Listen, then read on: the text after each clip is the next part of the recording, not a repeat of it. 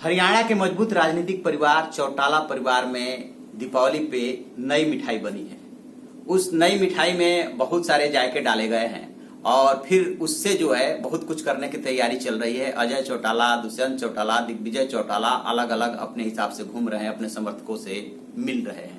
अब उनकी क्या है स्ट्रेटजी और ये जो रार दोनों भाइयों के बीच ओपी चौटाला के दोनों बेटों यानी कि अजय चौटाला और अभय चौटाला में जो रार छिड़ी है, जंग छिड़ी है, इसका क्या नतीजा होने वाला है, इस पे हम बात करेंगे। आप भी सोचिए। मैं हूं विद्याशंकर तिवारी, इंडिया न्यूज के डिजिटल चैनल इन खबर के लिए। दरअसल इस रार को समझने के लिए उत्तर प्रदेश के सेफई कुनबे में जो रार मची थी उसको थोड़ा सा समझना होगा, क्योंकि बात यह भी आ रही है कि क्या ये सारा झगड़ा स्क्रिप्टेड हो सकता है। क्या हो भी सकता है, नहीं भी हो सकता है। राजनीति में कुछ भी संभव है।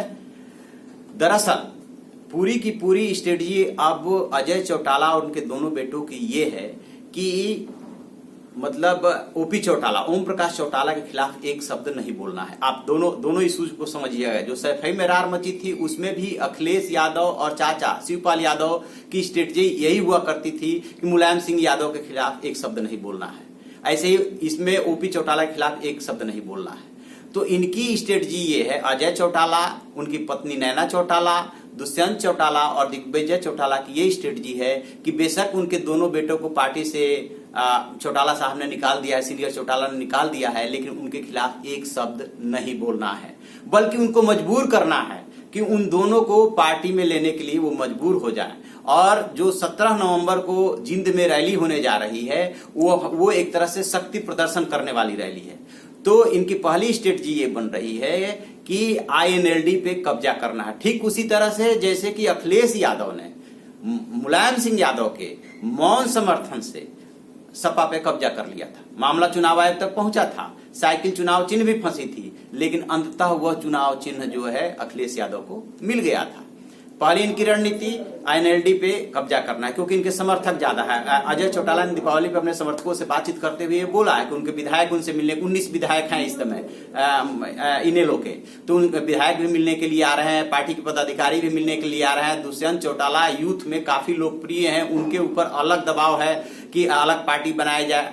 ये इस आशय की भी बातें हो रही है कि क्या ये लोग अलग पार्टी भी बना सकते हैं। तो इनकी दूसरी स्ट्रेटजी यानी कि प्लान ए और प्लान बी जो तैयार हुआ है उसमें जो है प्लान बी ये है कि यदि ये सक्सेस नहीं होता है प्लान ए, तब जाकर के ये प्लान बी पे काम करेंगे और पार्टी को तोड़ने की हद तक या दूसरी पार्टी गठित करने के हद तक भी जा सकते हैं। लेकिन पहला इनका प्रयास ये होगा कि किसी तरह से इनके ऊपर ये तोहमत न लगे कि इन्होंने पार्टी को तोड़ा, चौधरी देवीलाल के विरासत को इन्होंने झगड़े में फंसा दिया और अभी ओपी चौटाला जिंदा है, इसके बावजूद उनकी बात नहीं मानी जा रही। क्योंकि कहीं ना कहीं जो पुराने लोग हैं, जो बुजुर्ग लोग हैं, वो पारिवारिक झगड़े को अच्छा नहीं मानते हैं। और ये जब तोहमत लगेगी कि दादा के रहते हुए पोतों ने विद्रोह कर दिया, तो इसका अच्छा संदेश नहीं जाएगा। इसलिए पहले ये लोग आईएनएलडी पे पहले तो मजबूर करेंगे। ये बात अजय चौटाला अपने मुंह से बोल चुके हैं। ओपी चौटाला को ये लोग मजबूर करेंगे कि दोनों पोतों को वापस ले और उनका जो भी हक बनता है वो उस हक को दे। यदि इसमें ये नहीं सफल हो पाते हैं तो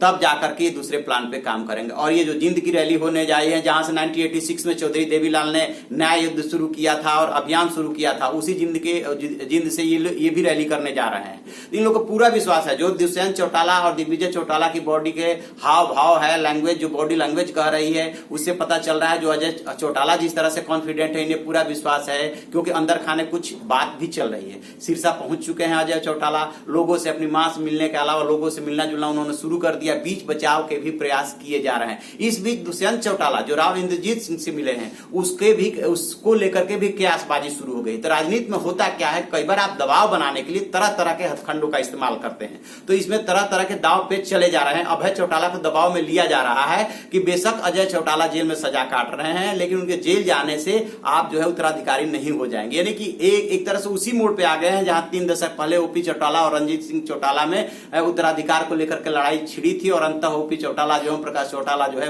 उत्तराधिकार पाने में कामयाब हो गए थे। ठीक इसी तरह से अजय चौटाला और अभय चौटाला में उत्तराधिकार की लड़ाई है और अब इन दोनों के बीच कम इनके बच्चों के बीच में उत्तराधिकार की लड़ाई है और अब ये तय हो जाएगा 17 नवंबर तक। तो आप ऐसी खबरों के लिए देखते रहिए डिजिटल चैनल इन खबर और अपना कमेंट जो है कमेंट बॉक्स में दे सकते हैं।